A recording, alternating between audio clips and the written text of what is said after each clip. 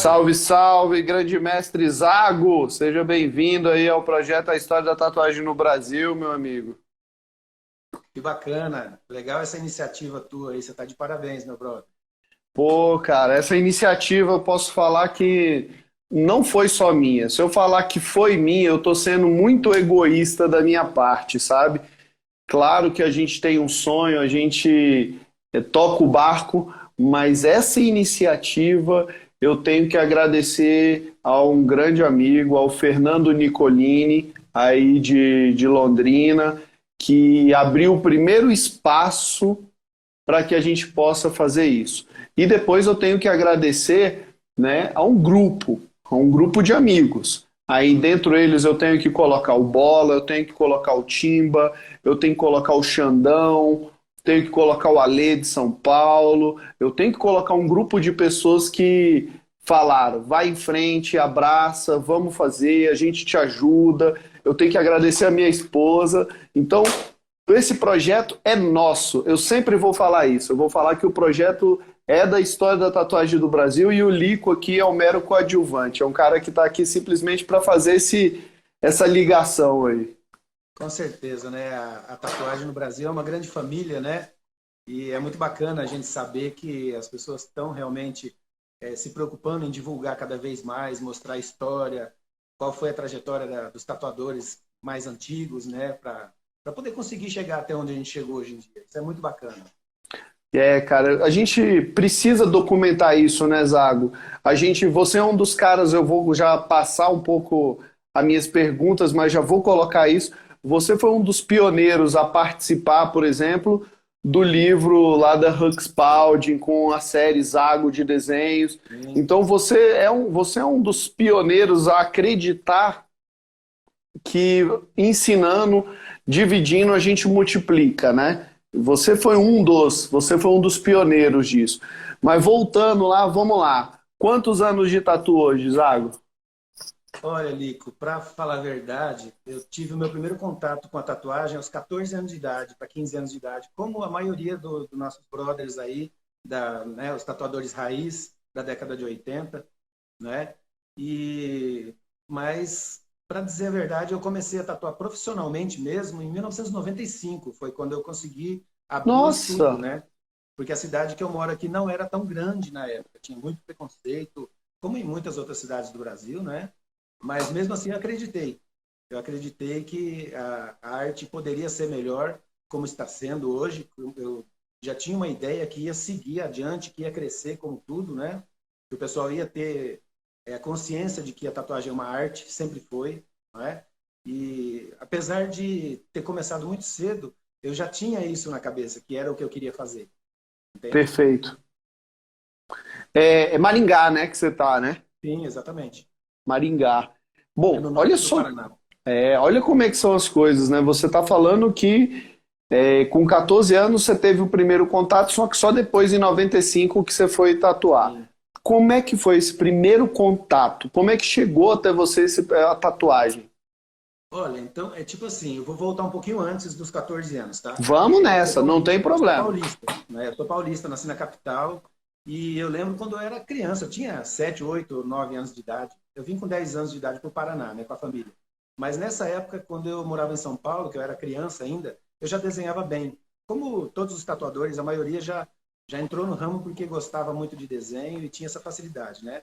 E eu lembro que uma vez eu fui com a minha mãe para o centro da cidade e eu vi uma pessoa, né, um rapaz, com bastante tatuagens no braço, naquela época, ó, Olha muito só. antigamente, né, lá para começo da década de 80. E aí, como eu gostava muito de desenho já desde criança, eu lembro como se fosse hoje, que eu comentei com a minha mãe que um dia eu ia fazer aquilo no meu corpo, eu ia fazer um monte de desenhos no meu corpo. Mas depois foi passando o tempo e eu vim para o Paraná, e aí, conforme fui fazendo amizades, eu sempre tinha amizades de adolescência um pouco mais velhos que eu, sabe? Tipo, eu tinha 14 para 15, eu tinha amigos que tinham 17, 18 anos. E aí, um belo dia, apareceu um amigo desse com uma tatuagem caseira, né? Que, você sabe qual que era o estilo das tatuagens de antigamente, né? Era Claro, bem sei. precário, porque a gente não tinha nada do que a gente tem hoje. Era da idade da pedra, igual eu falo pro pessoal. Era muito bacana você saber que você tem que inventar uma solução para fazer o que você quer.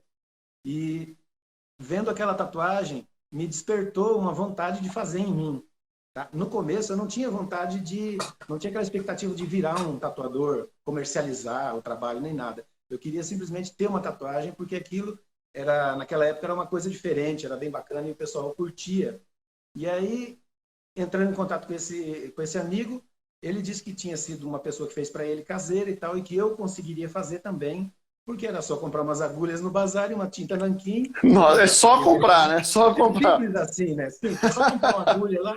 É igual o pessoal brinca, né? Você tem uma agulha e uma tinta, você faz um trabalho se você souber desenhar. E aí eu fiz a minha primeira tatuagem, que ficou um lixo na época, né? Meu Deus. Mas era o que melhor a gente podia fazer, manual mesmo, não tinha maquininha nem nada. E a partir desse momento eu comecei a mostrar essa tatuagem para os outros amigos, e aí o pessoal começou a falar, poxa, você sabe fazer, faz uma em mim, faz uma em mim. E a hora que você vai ver, você já fez meia dúzia de tatuagens Meu Deus. daquele jeito precário, né? Tipo dot point, né? Que eles falam só com a agulhinha, não tinha máquina, né? Não sabia nem como funcionava a máquina, porque aqui no interior do Paraná, no norte do Paraná, onde eu moro, era bem restrito, sabe? Inclusive o pessoal que tivesse tatuagem era discriminado. A gente sabe dessa época que foi bem difícil, né?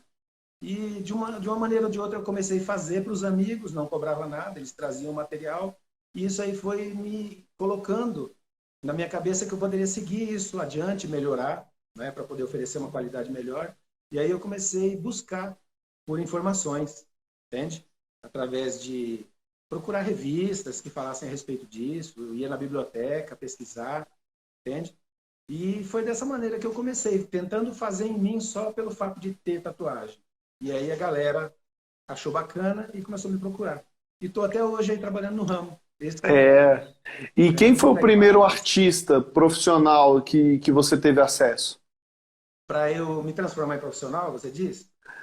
Ou não, ou um artista É, profissional que você conheceu aí na rapaz, na região. época, quem me ajudou muito é o Dom Costa, de Curitiba. Grande Dom Costa. Morei junto com o Costa lá tanto em Então, Portugal, tudo. Grande Dom Costa.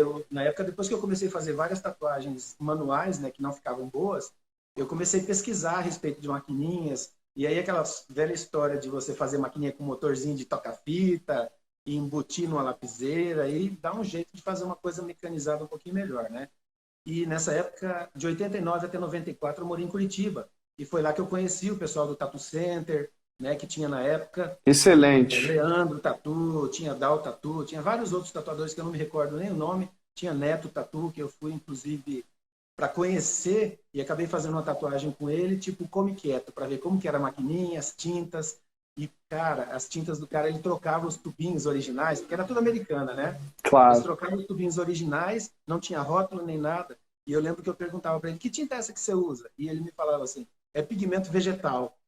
Cara, mas e o nome da tinta? Não, é pigmento vegetal. Não existia nome de tinta. Era National, Mix Sharps, né? Unique, aquelas tintas antigas daquela época, né? E eles deixavam sem rótulos simplesmente para bloquear, para a gente não aprender, porque eles achavam que... Acessibilidade, né, cara? Exato, era tipo assim, era muito restrito, sabe? O pessoal tinha medo de concorrência.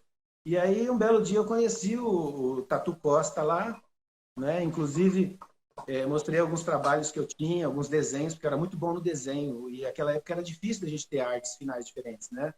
Então, como eu já vi em outras pessoas que você entrevistou, quando você tem uma referência diferente, você consegue criar coisas naquele estilo para multiplicar a quantidade de desenhos, entende? Isso aí abriu muito minhas portas na época, porque o pessoal valorizou essa parte minha de estar criando desenhos, coisa que hoje em dia a gente nem precisa fazer mais, né? Porque já virou o catálogo universal na internet, né? O pessoal Ah, só você acha, cara? Você acha copia e isso? cola. Copia e cola. 90% dos clientes querem já trazer o desenho pronto e quer daquele jeito. E a gente tem uma dificuldade para mudar a cabeça do pessoal para fazer uma arte autoral. Mas a gente briga e consegue fazer. Ah, Então, que na susto. Eu realidade, pensei que você ia falar, não, não desenho mais. Eu tenho um infarto aqui agora. não, eu detesto copiar e colar, entendeu? Fazer desenhos sem poder usar o talento da gente, criatividade, né? Vender uma obra única para cada pessoa, né? A gente tem esse problema, a gente sabe que existe muitos clientes que querem aquilo, entendeu? Vê aquela tatuagem lá no Google e quer fazer igual, já tem 50 mil pessoas com o mesmo desenho, mas eles querem fazer igual. A gente procura tirar isso da ideia deles. E daí, na época, eu conheci o Costa, ele gostou dos meus desenhos, ele falou, olha, você é um cara que... Eu tinha 23 anos na época. E ele devia ter uns 30 e poucos. Ele está bem, bem avançado a idade. Eu estou com 55 anos já, né? Mais ou menos desde quando eu tive o primeiro contato, 40 anos já na tatuagem, mas profissionalmente desde 95 com o estúdio, né? E aí ele me abriu as portas, ele me chamou para a gente montar um estúdio, que na realidade eu ia ser um aprendiz. Olha Ele que abriu as portas, legal ele foi isso, o único, cara. foi o único tatuador na época que abriu as portas para mim para deixar eu ver ele tatuar, sem perguntar. Ele falava, ó, aqui é o seguinte, você tem que ser come quieto. Você tem que olhar o que eu estou Observador, fazendo. né? Você tem que olhar o que eu estou fazendo, não me pergunte como eu estou fazendo e por que eu estou fazendo. Eu só quero que você veja o decorrer do trabalho e aprenda olhando, entendeu? E isso aí acho que foi o maior orgulho meu foi isso, de conseguir observar a pessoa trabalhar e aprender, sem incomodar o artista, entende? Porque naquela época ninguém dava curso, você sabe, Lico, você sabe Não, que eu morei com o Costa, né? A gente morou com o Costa e a gente sabe do jeito, do gênio dele, você da sabe como ele pessoa é, que ele né? é, Ele é, mas é um cara que você, se você observar mesmo, ele te oferece a possibilidade de aprender ali. Ele fala, eu não quero te mostrar, mas aí ele vai tipo assim, ó, tipo assim, é, ele solda a agulha, eu não quero te mostrar. Aprende exato. aí. Exato, e é tipo assim, o que é bacana é que ele era um cara muito metódico e ele não gostava nem de receber elogio pelos trabalhos dele. Mesmo que a tatuagem saísse linda, na época ele já conseguia fazer praticamente um realismo naquela época, É um dos entendeu? pioneiros, a Ele, gente já citou sim, isso ele foi um várias dos vezes. primeiros a fazer retratos, entendeu? Fotografias, praticamente 90% de realismo as tatuagens dele, coisa que eu admiro muito, né? Para aquela época que a gente não tinha quase recurso, né? Era bem difícil, tinha que soldar agulhas, era complexo pra caramba. Hoje em dia, a gente tem tudo na mão, qualquer agulha que você pegar dentro da caixa, vai ter certeza 100% que ela não vai machucar a pele, desde que você trabalhe da maneira certa. E naquela época as agulhas ficavam todas tortas, entendeu? A gente está no céu hoje em dia, cara. Eu agradeço muito por isso, viu? Muito bacana. A gente tem que aproveitar, é o que eu sempre falo, a gente tem que aproveitar a tecnologia a nosso favor, né? A gente tem que usufruir das coisas em tudo em relação. Nossa, cara, tem um cara aqui mandando mensagem, não para aqui, me atrapalhando aqui, até na linha aqui. Que estão assistindo a Tem gente live e mandando falei, pô, mas só coraçãozinho aí. assiste a live e não manda mensagem agora, porra. Verdade. Mas é isso mesmo. Aí, deixa eu completar minha linha de raciocínio. A gente tem que usar a tecnologia a nosso favor. Claro, é tudo maravilhoso, é tudo histórico. Você pegar uma máquina de bobina é gostoso, sim, mas se hoje já existe o silêncio Sim, para claro. criar menos problema, menos drama para o seu cliente. Se você antigamente. Você tem que se aproveitar disso tudo, você tem que se adequar a essa tecnologia, né, cara? E isso é muito bonito ver você falando isso, ver você nativa hoje ainda batendo nessa tecla. E o que é interessante, Lico, é tipo assim, eu penso que isso aí foi bom para mim ter começado nessa época de toda essa dificuldade, porque hoje em dia qualquer máquina que eu pegar na mão, eu consigo fazer um bom trabalho, entendeu? Pode ser máquina PEN, pode ser rotativa, pode ser qual for, de bobina, eu trabalho da mesma maneira, entende? Eu não tenho essa dificuldade, porque eu acho que a gente que começou muito anteriormente, a gente não tinha muita opção, a gente tinha que se virar e fazer o nosso trabalho da melhor maneira possível, né? Exato, cara, exato. Eu ouvi E uma aí, frase esses dias, e por favor, gente, não me entenda mal, não é um julgamento. E eu não estou falando de marca alguma, nem equipamento nenhum, estou falando da situação. Nós brasileiros, em todas as áreas, inclusive a tatuagem, somos acostumados a trabalhar com o que chega para um país de terceiro mundo, com sim, a baixa informação, com a baixa tecnologia, com tudo. E quando a gente pega um equipamento em qualquer área, em qualquer profissão, que facilite o nosso trabalho, que seja melhor do que aquele que nós estamos utilizando, nós damos show. Os brasileiros vão sempre se destacar. Isso é normal. Entendeu? sim, Então, tipo assim, eu faço as suas palavras. Quando a gente pega uma máquina de bobina que na época a gente nem sabia qual a tecnologia que era ali Exatamente. naquela máquina. Era simplesmente dois eletromagnéticos, um batedor. Não se tinha cálculo de medida, não se tinha É. nada, a gente tatuava. E A hoje, gente não quando a entendia gente. nem de regulagem, né? Não sabia nem fazer a regulagem direito. Perfeito, o Bola fala isso numa live dele, Exatamente que igual. prendeu um fio de cabelo, eu acho, não sei se foi o Bola, e travou a máquina e ele entrou em desespero. Ele agora. E Exatamente. o tatuador que foi lá, acho que foi o Lagarto, alguém foi lá e tirou só o fio de cabelo e botou a máquina para funcionar. E ele, ah, era só isso.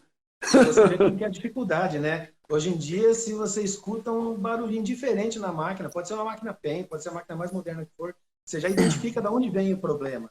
Você sabe se é mau Exato, contato, se é a fonte que não está legal, se está queimando. Mas naquela época a exato. gente tinha que se virar, entendeu? E eu acho que, como a gente começou muito nessa época atrasada, na década de 80, de 90, a gente tinha que dar conta de fazer o trabalho, entende? Mesmo que a máquina não tivesse boa, a gente tinha que fazer um recurso ali para conseguir trabalhar, entende? E o que é mais interessante, a gente falando de máquina, você sabe que eu comercializei máquina por muito tempo, né? Hoje em dia já não tem É mais isso que eu ia manual, fazer essa pergunta para né? você. Eu É, lembro que você foi um dos primeiros fabricantes de máquina sim, do kit Zago, porque aí eu pego, aí eu vou lá em cima. Você falou que começou só a tatuar em 95, mas eu já lembro de 96 ou até mesmo em 95 já existia propaganda do Zago na sim, eu Metalhead. comecei Ou fazendo eu propaganda. estou enganado? Não, os anúncios que eu fazia nas revistas de tatuagem nacionais, Metalhead Tattoo, Arte e Comportamento, no início foi para vender desenhos tribais. Eu Foi lembro, eu tenho assim, meu livro aqui foi, da Huck Spalding, que do tem Hugspald. 1000 desenhos seus, 500 Tem, desenhos tem seus, né? mais de 6 mil desenhos, mais de 6 mil imagens. É, eu Eu lembro. comecei a desenhar aquilo lá de 96 até 99, entendeu? E o camarada lá, o Mr. Huck Spalding, falava para mim, tudo que você fizer eu compro. Porque estava um boom de tribal lá nos Estados Unidos. E eles comercializavam os desenhos, vendiam as folhas de desenho, né? Que O legal pessoal. isso. E aí eles tinham os tatuadores deles, os desenhistas que faziam as artes para ele, e eu entrei nesse lance aí por acaso, entende? Igual as maquininhas. A maquininha eu aprendi a fazer olhando o Costa fazer uma maquininha um dia. Enrolando a bobininha, eu fiquei só de olho para ver a grossura do fio, quantas fiadas ele dava, como que ele tinha feito o chassi. 2 semanas depois eu mostrei uma maquininha, só que a dele ele não tinha cromado, e a minha eu mandei cromar, e mostrei para ele, falei, o que você acha dessa maquininha aqui? Ó? Quanto você acha que custa? Ele falou, nossa, cara, que máquina bonita, né? Quem que é que tá vendendo? Eu falei, não, quanto você acha que custa? Ele falou, falou o preço lá, né? Aí eu falei assim, fui eu que fiz essa maquininha. Ele fez assim, falou, cara, você é muito perigoso. Como você aprendeu a fazer máquina? Falei, aquela noite que você ficou aqui, que a gente ficou depois do expediente, você ficou enrolando as bobinas e montando, eu fiquei só de olho, aprendendo, sem te incomodar, entendeu? E aí, quando eu comecei a fabricar máquina, ele tocou no assunto. Ele falou, Zago, você só entrou nessa porque você viu eu fazendo. Falei, tá certo aí. É todo mérito dele, porque ele me deixou ver. E os desenhos foi da mesma maneira. Eu comecei a ver nos catálogos do Huck Spalding, aqueles de desenho, né? Que ele tinha folhas com desenhos coloridos e folhas com tribais junto, né? Tudo aleatório. Aí eu pensei, poxa, esses desenhos são bacanas, né? Eu vou começar a criar alguns desenhos desse tipo para eu usar no meu estúdio, para vender para os meus clientes, né? Como tatuagem. E aí um belo dia, quando eu tinha já uma coleção, uma quantidade de tipo 100, 150 desenhos, naquela época não tinha internet, entendeu? Então eu tive Eu que ia te pegar o perguntar, algum desenho daquele ali, você já começou a usar a tecnologia, os computadores, ou não? Rapaz, em 97, de 96 até 97 eu fazia na mão. Pegava aquele papel Isso. duplex, aquela cartolina grossa, duplex, né? Aham. Que o pessoal usa para fazer capa de revista grossa e tal. E eu trabalhava em gráfica na época. Trabalhei desde 85 até 89, 90, até 89 eu trabalhei na gráfica. E eu era arte finalista, então quando eu não tinha serviço da gráfica para fazer, eu criava, fazia os rascunhos a lápis e depois eu finalizava com a canetinha, aquelas canetinhas de nanquim, entende? Nossa, E que aí era trabalho. para duplicar o desenho para ficar os dois lados iguais e beleza. E usando no estúdio, um belo dia eu falei assim, você quer saber? Eu vou mandar umas cópias dessa aqui lá para o Spalding para ver se ele não quer comprar, né? Porque meus desenhos estão mais interessantes do que os que ele tinha, entende? Eu comecei a ter ideias a respeito daquelas imagens que eu estava vendo no catálogo dele, entende? E aí eu mandei um fax para ele e eu lembro que o cara só escreveu assim, gostei muito dos seus desenhos, o que você fizer, eu compro. Coloca o seu preço. Ele falou assim, Putz, eu quero coleção de 10 folhas com no mínimo 80 desenhos. Entendeu? E aí começou, Lico, foi dessa maneira. Eu comecei a fazer esses desenhos para vender aqui no Brasil também, na Metalhead, né, nas outras revistas, para o pessoal, porque a galera estava procurando, foi o início do tribal tradicional, né? Ninguém nem imaginava que ia ter é, Maori, Celtic. porque logo a primeira série de tribal foi quando o Marco Leone estava preso, que ele fez aqueles Crazy Tribal, que Sim, foi quando a gente chegou no Brasil e eram os tribais com bem diagonais, assim, bem exato. pontiagudo, tudo. Mas eu lembro nitidamente que estava começando a onda dos tribais. Aí eu lembro dos seus, que era aquele que era usado muito aqui no Cox, era aqui assim que o pessoal É, usava, é aqueles tipo, eles bifurcados. chamavam de bracelete, army bands. Army Army bands. Bands, Dava para ser feito aqui no braço dava. e na parte do cox E também. foi quando saiu o disco do Red Hot Chili Peppers também, que o Exato. vocalista apareceu com aquele tribalzão aqui, assim, feito pelo, se eu não me engano, foi aquele tatuador o Bugs que fez, que o Bugs Sim, também só estava fazendo tribal. Posso estar enganado, mas ou foi o Bugs ou foi o dono lá do Hank Punk. Um dos dois que eu acho que fez é essa porque tatuagem. essa época foi a que entrou realmente o tribal e o pessoal começou a Isso. achar interessante pelo fato do tribal não ter um significado específico, é meio subliminar, né? E Às eu vezes as peguei uma pessoas, raiva de tribal que Ave Maria cara, eu vou falar para você, eu adoro até hoje qualquer tipo de tribal por causa das linhas, porque exige muito da gente, entendeu? De exige, questão de cara. firmeza, questão de estética, desenho geométrico é muito importante para a gente continuar dominando a qualidade do traçado, Cara, eu entende? peguei uma raiva porque eu trabalhava lá na Body Marks, lá na Itália, e aí chegava 30 tribais assim no Não, dia. O pessoal, o italiano na época tinha muito essa ligação de algo tribalizado ser algo vindo de alguma tribo. Assim, quando você falava, não, isso aqui é só um desenho que não sei o quê. Aí os caras, aí que apaixonava mais ainda, porque, bom que não tem significado. Eu, puta que pariu, lá vem outro tribal. Que raiva do caralho. é uma tatuagem que é tipo assim, se alguém pergunta o que significa, você não tem aquela obrigação de dizer o que significa. É simplesmente uma forma geométrica, cada um enxerga uma imagem que quer nesse desenho, não é verdade? Exato, Mas igual exato, você exato. falou, chega uma hora que enche o saco mesmo. Se você fazer 3, 4, 5 tatuagens uma atrás da outra, tudo tribal, para preencher é ruim, entendeu? Demora, aquela pintura sólida é complexa, e nem todo tipo de pele pega do jeito que a gente quer, dá muito retoque. Mas eu acho bonito, eu gosto quando aparece alguém. Hoje em dia a gente está já passando da época dos Maoris, né? Mas eu já fiz muito fechamento de braço, Maori, e parecia que não ia acabar nunca, parecia uma eternidade, sabe? Mas fazer o quê? Se o cliente pede, a gente é obrigado a fazer, não é mesmo? Pô. E você também, ó, até o Timba eu deixei marcado aí, o Timba comentou, porque eu lembro que logo em seguida você já até comentou lá no vídeo da Tata, saudade, Tata, da gente, da época que a Sim, gente comprava tinta, que eu eu fiz acreditei muita quando eu vi a tinta, Tata ali. eu fiz muita tinta lá com um brinco lá, para poder Ixi, mandar para você você e a vê, gente rapaz. fazer aquilo tudo, mas você, naquele momento, em 97, você chegou com. Você trouxe a tinta fluorescente, lá em 97. Não, a tinta fluorescente veio depois, ela veio lá por 2003, 2004, mais ou menos. Foi Ah, bem na época que a Electric Ink, que o Paulo Fernando começou a lançar as tintas dele. Se eu não me engano, ele lançou o primeiro lote de tinta dele que não tinha nem rótulo, era um rótulozinho, só com o nome, tipo etiquetinha impressa, né? E ele estava aham. vendendo bem baratinho para a gente poder testar. E foi bem nessa época aí que eu comecei a conseguir essa tinta fluorescente. Por acaso também, tentando diversificar, porque eu já estava começando a vender material e participar de convenções, e eu precisava de tintas diferentes, né? Não podia ficar só com a Spald, porque a tinta da Spald não era tão boa, aquela Voodoo Brand, sabe? Não era uma tinta que pigmentava fácil, era uma tinta muito grossa, Eu sabe? sempre achei que a tinta Spaldi, a tinta deles, que era muito boa, eu não vou falar do Thales, mas era um preto que ela tinha. Eles tinham lançado um preto naquela época, e olha que eu já vejo o resultado desse preto até hoje.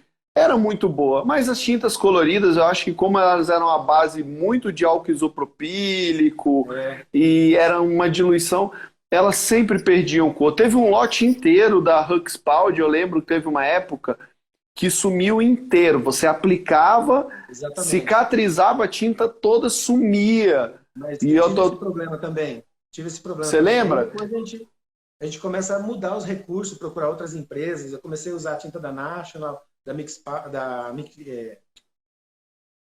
Mix Sharps, né, da Mix Inglaterra, Sharps lá, inglesa, né, assim. que era a dificuldade de comprar o pigmento deles, porque era outro estilo de maneira de envio, era muito mais caro na época.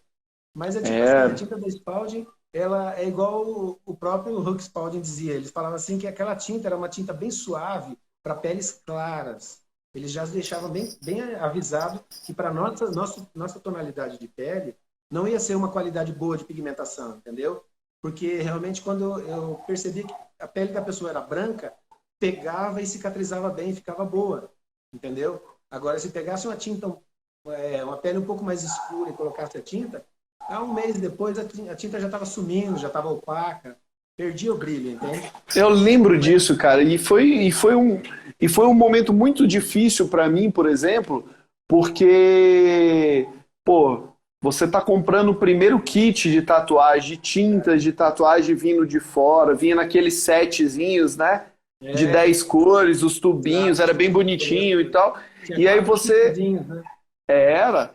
Aí você entra, você, pô, começando a tatuar, começando a ter um equipamento que diziam que era o melhor equipamento da Exato. época.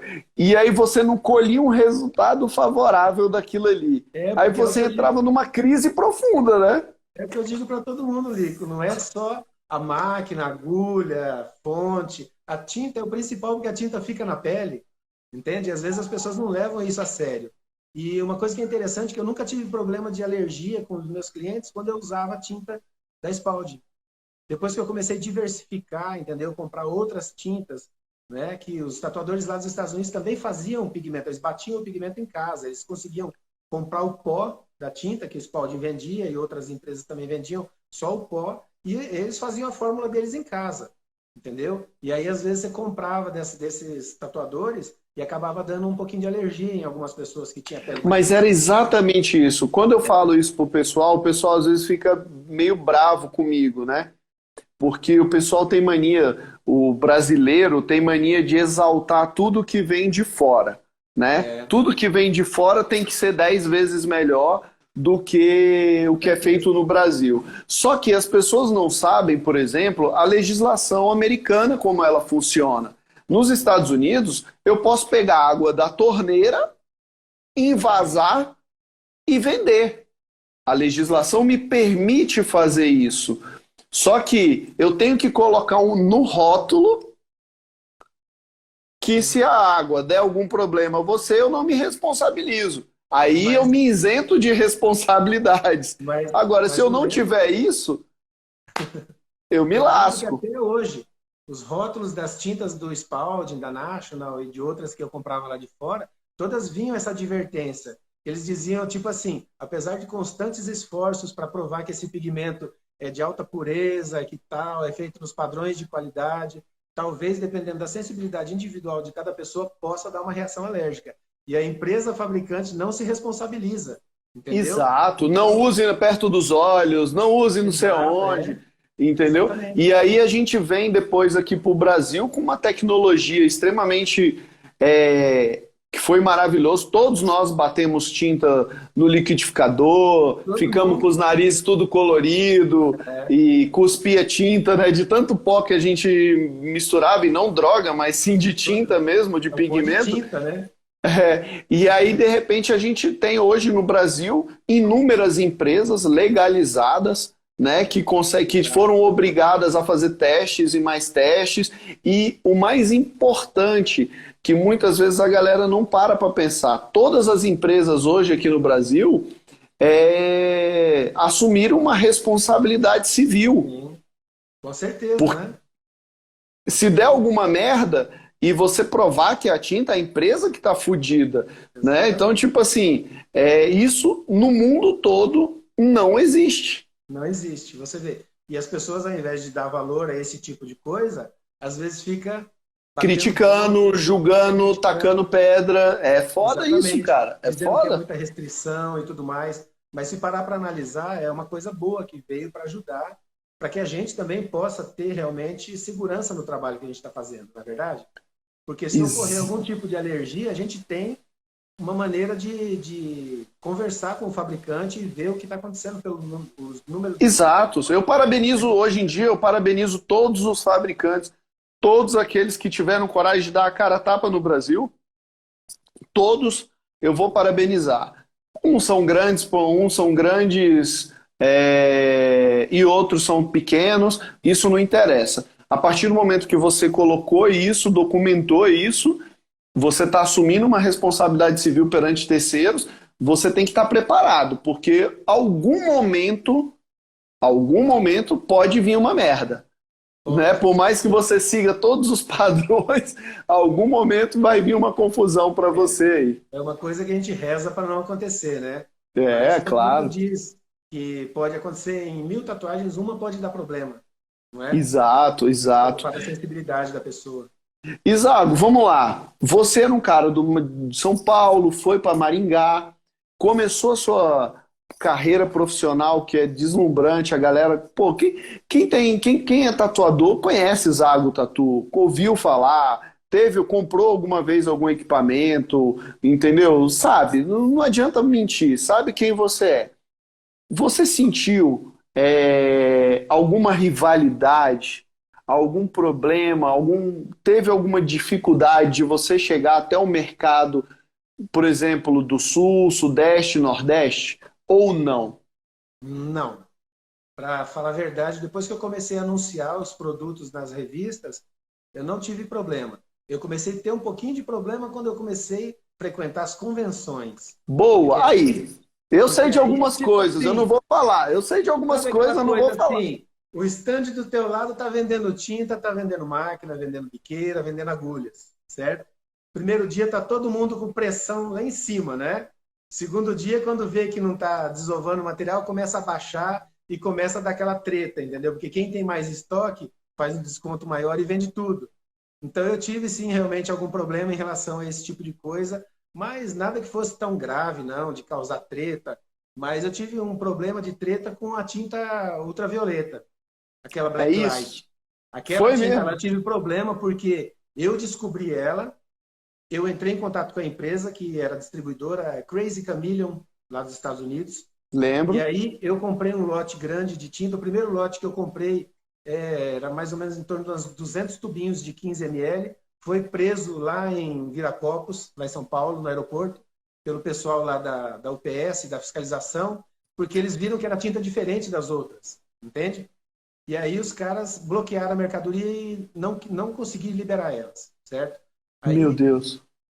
e essa empresa só foi o contrato que eu fiz com eles, tem até hoje o contrato, entendeu? Assinado por eles, tudo certinho, me dando a responsabilidade de ser distribuidor aqui para o norte do Paraná e América do Sul aqui, enquanto não tivesse outro que fosse Que comprar legal isso, hein? material para revender. Então eu fui um dos primeiros a me interessar por essa tinta. E olha só, foi na época de 2003, 2004, se não me engano, e o que foi interessante só para você ter uma ideia, essa tinta já existia desde 1996, lá nos Estados Unidos. Por isso que eu Já perguntei, existia. por isso que eu pensei que tinha sido em 97. Não, essa tinta ela já existia. E aí, por um acaso, o pessoal não conhecia, entende? Aqui do Brasil. Era uma coisa lá para a Europa, Estados Unidos, né? E aí, quando eu descobri, eu comecei a comprar e fazer testes. E eu falei, olha, eu vou revender essa tinta. E aí, a coisa mais difícil que foi tipo, enfiar na cabeça das pessoas que a tinta, ela não era flúor, entendeu? Ela, na composição dela, ela tinha polimetilmetacrilato, que ela englobava cada pigmentinho, cada partícula microscópica ficava dentro de uma bolinha como se fosse a gema com a clara, entendeu? Então a gema, que era o pigmento da tinta, que era cancerígeno, não entrava jamais em contato com a pele da pessoa. O que entrava em contato era o polimetilmetacrilato, entende? Que é Caramba, usado até cara. hoje aí para preenchimentos faciais e para estética, né? Ele é compatível com o corpo.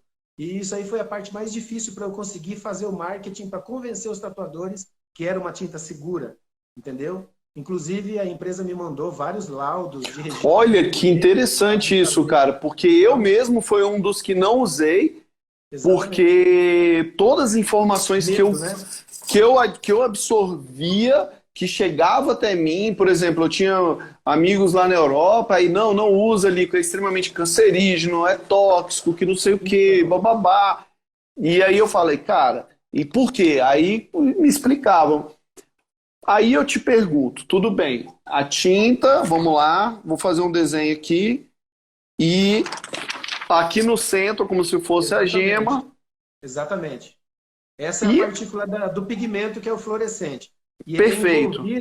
ele é envolvido por uma cápsula de polimetilmetacrilato que não deixa ele entrar, o pigmento entrar em contato com a pele nunca.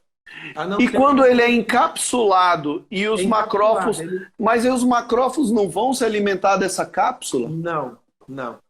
Foi o que eles conseguiram provar para mim através dos laudos, entendeu?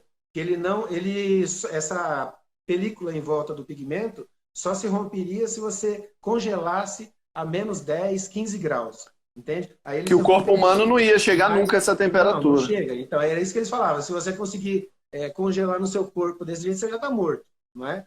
Então eles me deram todas as cópias, entendeu? Que eu pedi para realmente poder mostrar para as pessoas. E quando eu ia para a convenção, eu fazia várias cópias e quando eu vendia a tinta, eu já dava toda aquela instrução para a pessoa tirar todas as dúvidas dela, inclusive o 0800 da empresa também e o e-mail que eles tinham para poder, se eles quisessem conversar diretamente. E Olha que agora vamos voltar para interessante isso. a treta agora. Vamos lá. Como eu tinha o direito de revender o material aqui no Brasil, tá? Tinha o certificado, né, de distribuidor exclusivo e tudo mais. Se alguém entrasse em contato com qualquer tatuador lá nos Estados Unidos e falasse assim, olha, tem uma tinta fluorescente aí, você não compra e manda para mim, eu te dou aí $100 de brinde. Tipo assim, sabe? O que acontecia? As pessoas daqui do Brasil não conseguiam comprar direto da distribuidora. Então eles começaram a comprar direto dos amigos tatuadores. Porque eu, na época, já tinha 30, 40 amigos americanos, né? Através do MSN daquela época, né? Conversava com o pessoal, mandava e-mail, porque eu vendia minhas maquininhas também para lá, para alguns tatuadores de lá. Tinha o Léo Tatu, era Tatu X, Tatu X, né? O nome do estúdio dele lá em Pine Brooks, Pine Brooks, lá na Flórida, né? E ele comprava as maquininhas.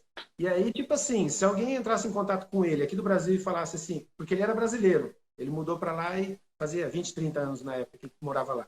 E aí, se alguém pedisse para ele comprava, botava na caixa, fazia lá uma declaração que era tinta de tatuagem e mandava para a pessoa. E aí começou a aparecer nas convenções, eu lá com o meu estúdio regularizado, com certificado de distribuidor oficial da empresa, e mais um monte de gatinho pingado vendendo tintinha também, entendeu? Mais barato do que era o preço Nossa para vender. senhora. Aí eu comecei a caçar treta, porque é complicado, né, cara? Entendeu? E aí eu tive treta com várias pessoas na época, mas depois que eu vi que não ia resolver, que as pessoas não queriam comprar de mim, porque se o tatuador brasileiro quisesse revender, era só comprar de mim, eu ia fazer o preço bem barato para ele poder ganhar o lucro, né? Mas os caras, para não baixar a cabeça, porque na época eu estava crescendo muito em venda de material no Brasil, eu Muito, atrapalhava muita muito. gente, você sabe, eu atrapalhava muita gente, por causa da grande quantidade que eu tinha de estoque e o preço que eu conseguia fazer diferenciado dos outros, bem mais barato, né? Diminuía o meu lucro para aumentar a venda, para ajudar os tatuadores. E aí, tipo assim, o que eu fiz? Do mesmo jeito que eu embutia tinta no Brasil, eu acabei tirando ela do Brasil, entende? Eu comecei a jogar boatos, né, nas mídias da época, revistas, Ó que a fake news, tinta, ó fake news. exatamente, eram os fake news sem internet na época, tão boa igual tem hoje, né, que espalha bem. Que a tinta estava dando alergia, que estava dando câncer de pele, e do mesmo jeito que eu introduzi a tinta no mercado, eu tirei a tinta do mercado, entende? Eu parei de vender, expliquei para a empresa lá o que estava acontecendo, os caras falaram, ó, realmente é complicado quando acontece isso, né? É melhor tirar mesmo de linha isso daí. E aí os outros tatuadores aos poucos foram parando de vender também, porque aí o cliente não queria mais. Igual você falou, você não usava porque tinha medo, Claro. entendeu? Mas você entende a gente, tipo assim, a Uhum. gente tá falando de uma geração, gente, para quem tá assistindo, a gente tá falando de uma geração que a gente não tinha internet. A internet que existia naquele momento, ela era, não, existia internet, deixa eu me corrigir, Sim, existia. Mas você tinha lá Alta Vista, que não era Google ainda, você Aham. tinha 3 grandes sites que distribuíam todas as informações. Para a gente ter uma conversa com um tatuador de outro país, por exemplo, ou ele fazia parte do MSN e você conseguiu o e-mail dele através de outra pessoa, ou conhecida pessoalmente, ou você se filiava a um único site internacional que era o tatu.com, Exatamente.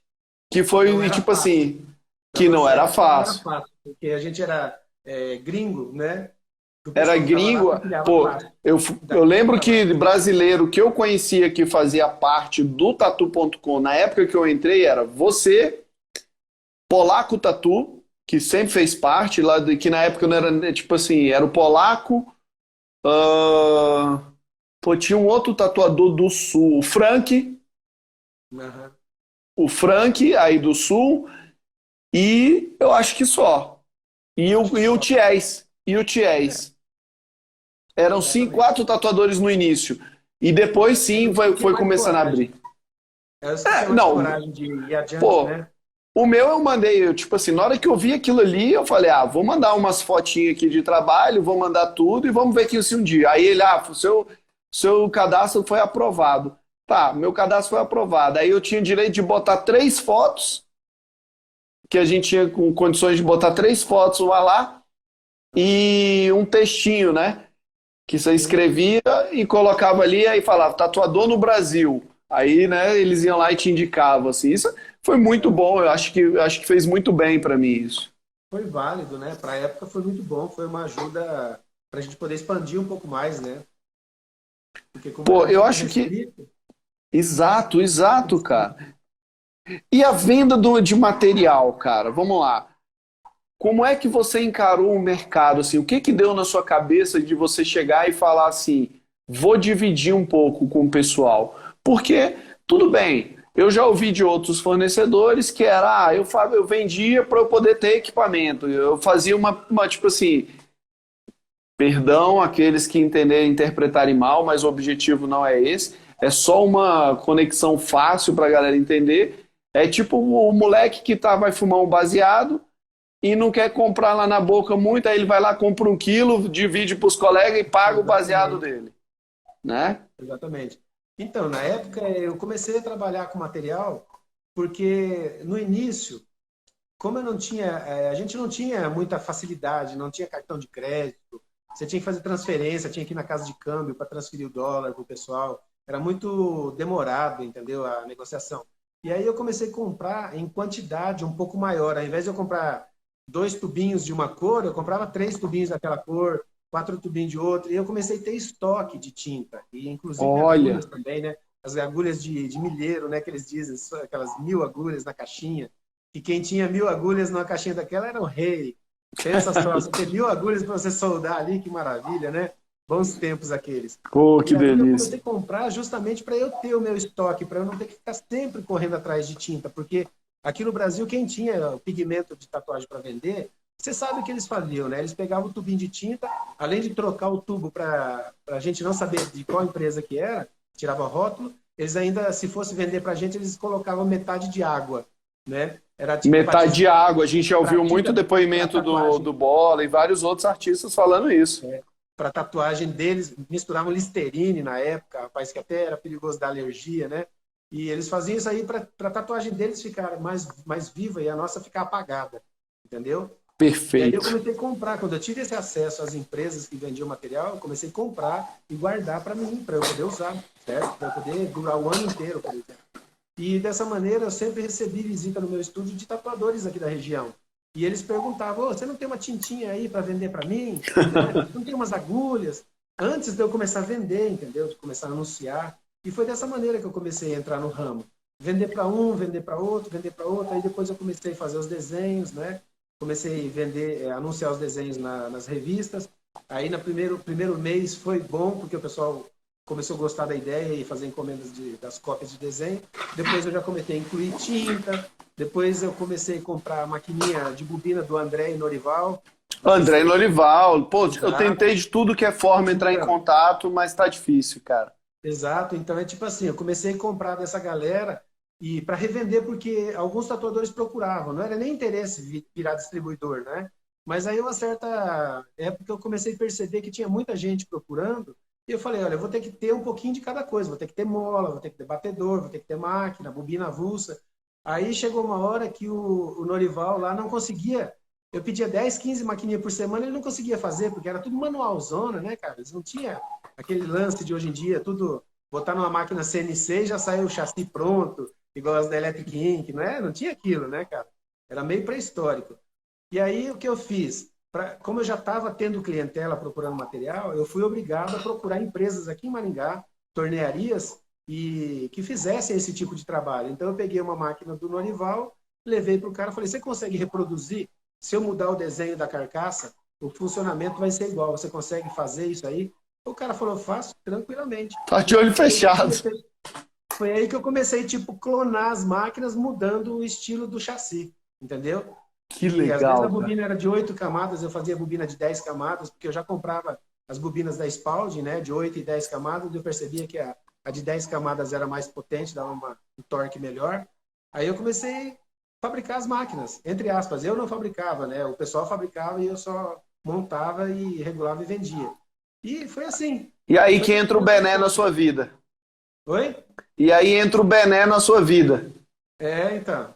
Aí que a coisa pega, né? Depois você começa a trabalhar muito com isso daí, rapaz, aí você acaba não tendo tempo para estar tatuando mais, entende? Aí você acaba se dividindo.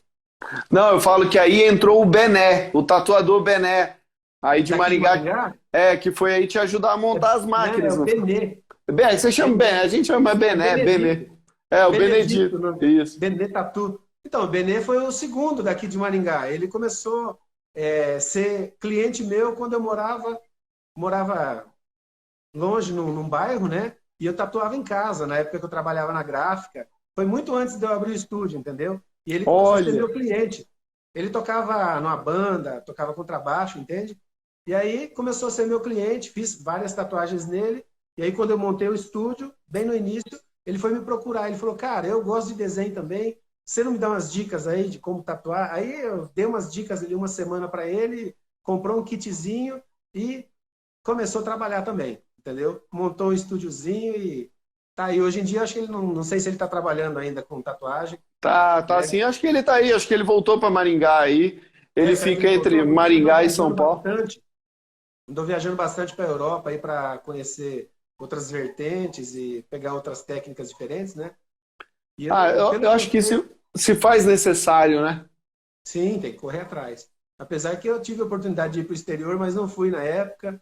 Me arrependo muito, poderia estar muito melhor hoje em dia na qualidade, entende? Ou talvez nem teria voltado para o Brasil, mas fazer o quê? A oportunidade ela vem, se você não pegar na hora, é difícil voltar depois, na É, o verdade. cavalo passa Mas, arriado e selado. Se você não exato, pegar, vem exato. outro e monta, né? Verdade. Não, mas eu estou feliz dessa maneira. Eu acho que eu comecei aqui e fico feliz de estar até hoje ainda no ramo, entendeu? Ser a pessoa que foi o percussor da arte na época, né? Porque ninguém tinha Sim. estúdio, eu fui o que abriu o primeiro estúdio, né? Depois o Benê abriu dele também, e assim por em diante, a galera foi pegando o bonde andando e tem bastante tatuador hoje aqui na minha região. Inclusive Cara, eu fico muito, muito feliz, assim, de poder estar fazendo essa live contigo, porque eu vejo o tanto que o nosso Brasil é diversificado em relação à forma que a tatuagem chegou para as pessoas, né? Quando a gente pega lá norte, nordeste e as pessoas chegam e falam, cara, eu não tive contato nenhum com look tatu. Eu fui saber quem é Luke Tatu depois de 10 anos que eu tatuava, eu ou também, descobri quem é Luke Tatu agora. eu Aí, de também, repente, eu vou. Aí, ó, olha que legal. Aí eu vou ir para exatamente. Maringá, Paraná, e eu escuto um cara falar: Não, velho, eu vi um cara na rua e comecei a tatuar, fui descobrir quem é. Isso mostra o tanto que a tatuagem, entendeu, não pode ficar presa a um único lugar. Que a história da tatuagem no Brasil, ela não pode, ela deve ser corrigida, sim, de uma forma para que ela fique numa uma poética mais bonita, entendeu? Porque a tatuagem, ela é universal, cara. Ela é Com certeza. universal. É uma arte que pertence a todos, né? pertence a todos, ela não pode pertencer. Ah, a história da tatuagem do Brasil veio com tal tatuador. Não. Ele foi tão importante quanto, né? Ele foi tão importante quanto, mas, pô, olha que coisa maravilhosa, velho. Vou ouvir você aí. Quando, pô, às vezes a gente fala, pô, será que ele vai falar que teve contato com o Luke? Será que ele vai falar que teve Não tive esse contato com, prazer, infelizmente. né? Então, é Não tive isso esse que é prazer. isso que é o legal. Gostaria muito de ter tido essa oportunidade, mas não tive como, entende? Mas tudo Aí, bem. o Fernandão entrou aí também. Fernando lá de Londrina, que a gente falou aí, ó, tá aí. Aham, Ele é um cara espetacular, né, cara? Mas eu exatamente. vejo o seguinte: você teve um contato com um dos caras, pra mim, que é um dos maiores tatuadores do mundo, que é o Dom Costa, cara. Que é o Dom Costa. O que o Dom Costa fazia já em 95, copiando Luiz Royo, Exatamente. copiando Julie Bells, Bori Vallejo, aquele kit de cor, Ele o. tinha, Né? só para você ter uma ideia, quando eu trabalhei com ele no estúdio, ele tinha todos os livros do Boris, Eu entendeu? De acredito. imagem. Aquilo era uma raridade, rapaz. Quem tinha esse tipo de material era rei na época, entendeu? Quem tinha Exato, catálogo de desenhos, coisas diferentes, coisas do exterior, entendeu? Coisas mais sofisticadas, de qualidade, pelo que a gente estava acostumado na época, entende? E ele tinha acesso a esse tipo de coisa, ele buscava muito, corria atrás mesmo, entende?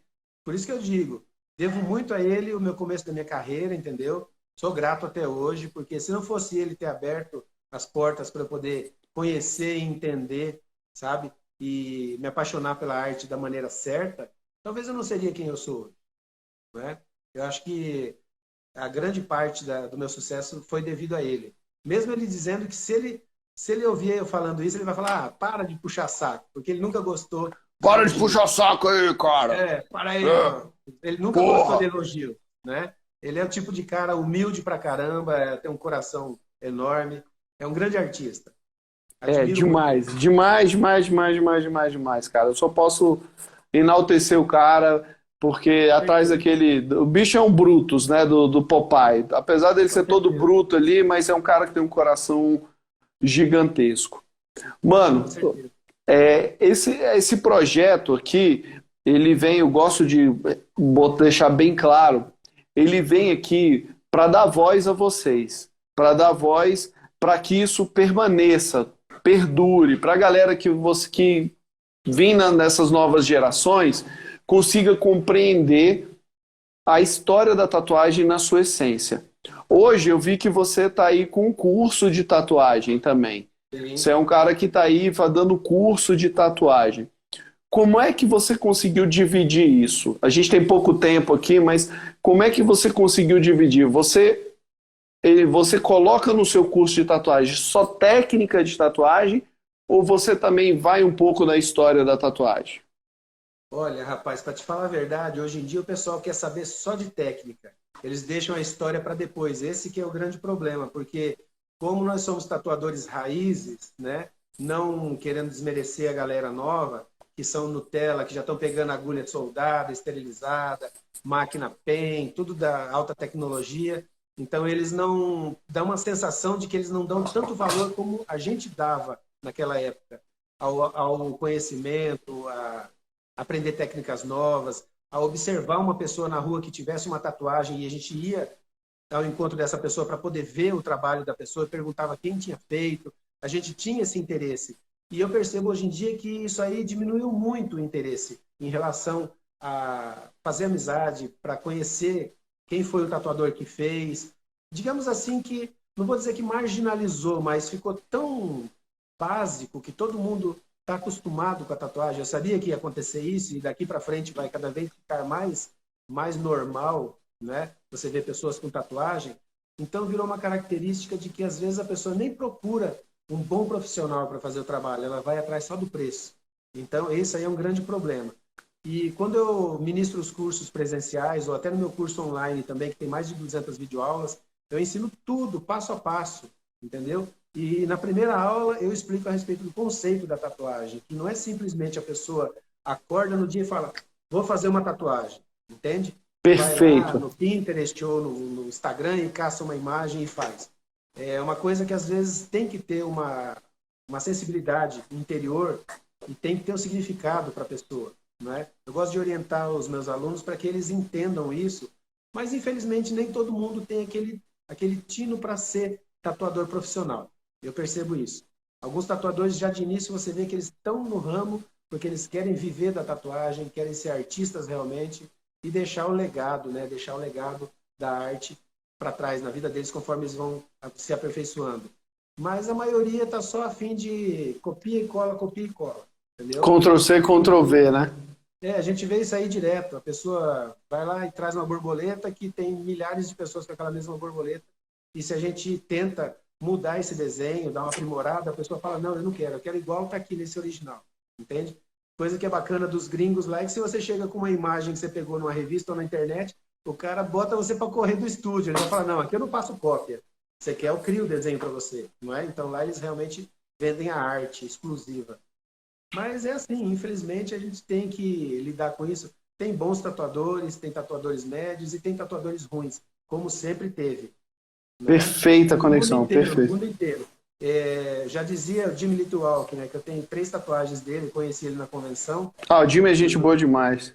Então, e eu perguntei para ele uma vez, né, eu falei assim, cara, lá o pessoal reclama de preço, enche o saco por causa de desenho, quer fazer uma coisa cópia. Ele falava assim, ó, gente, FDP tem no mundo inteiro, porque ele viaja o mundo inteiro nas convenções e ele falava que esse tipo de pessoa, cliente, tem no mundo inteiro. Então, o tatuador tem que procurar impor as regras dele e procurar oferecer o melhor para o cliente. Se o cliente não quiser, vai ser simplesmente mais uma cópia, mais uma tatuagem que a gente não gostaria de ter feito, não é? E a gente vai Mecânico, fazer né? só para satisfazer o cliente. Mas a gente está nessa luta aí de tentar fazer coisas autorais, né? Para poder valorizar cada vez mais. Mano, eu quero agradecer do coração pelo seu tempo, pela sua doação aí para participar do projeto.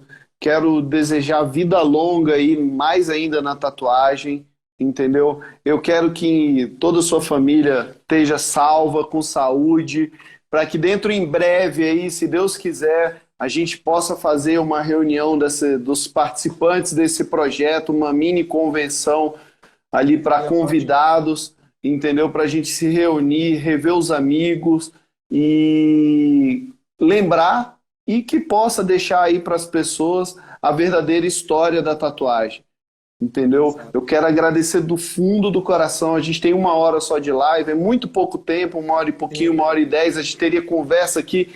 Eu marquei aqui, eu ia te perguntar da convenção lá de 99, acho que foi em 90, não, 2002, foi a do Pernalonga, que você levou o Pernalonga, eu acho. Sim. Eu ia perguntar um monte de coisa, mas é o tempo, né, cara? A gente, com certeza, a gente pode fazer um bate-papo 1, 2 e 3 que Com merece, certeza. merece demais. Brigadão, mano, velho. Pode deixar aí seu recado pra galera aí e aí a gente faça o encerramento. Eu só tenho a agradecer também essa oportunidade e eu quero que você tenha muito sucesso, porque isso que você está fazendo é uma coisa única que eu não vi anteriormente, as pessoas tendo esse empenho, esse incentivo para reunir a galera das antigas, entendeu? Eu penso que a gente tem muito valor por ter implantado a qualidade na época que era difícil, né? E o recado que eu deixo para a galera nova aí é que procure fazer tatuagem com amor, não só pensando no dinheiro, não é? Para que essa nossa arte continue crescendo a cada dia mais, que está cada dia mais maravilhosa no Brasil. Isso é muito bom a gente reconhecer. O Brasil evoluiu muito em qualidade, tem muito bons artistas, né? E que o pessoal consiga se reunir e se unir mais na arte, né? Parar um pouquinho com aquela rivalidade que existe, sabe? Ainda existe, a gente sabe que existe, né? Sempre Mas vai existir. que todos possam ser uma grande família, é isso que a gente é. Somos tatuadores, artistas, né? Isso, mano, velho. Gente, axé, muito obrigado. Zago, fica com Deus. Eu convido aí a todos aí para seguirem o Zago, para seguir aí o curso de tatuagem, entendeu? Convido a todos vocês, entrem lá no YouTube, assistam as outras lives, se inscrevam no canal. Os alunos do Zago vão lá, se inscreve no canal, vamos conhecer um pouco da história da tatuagem do Brasil, que é maravilhosa mesmo, entendeu? E a gente merece deixar isso aí para todas as gerações futuras aí. Tá bom, gente? Axé a todos. Obrigado. Valeu, Até Zago. mais. Valeu.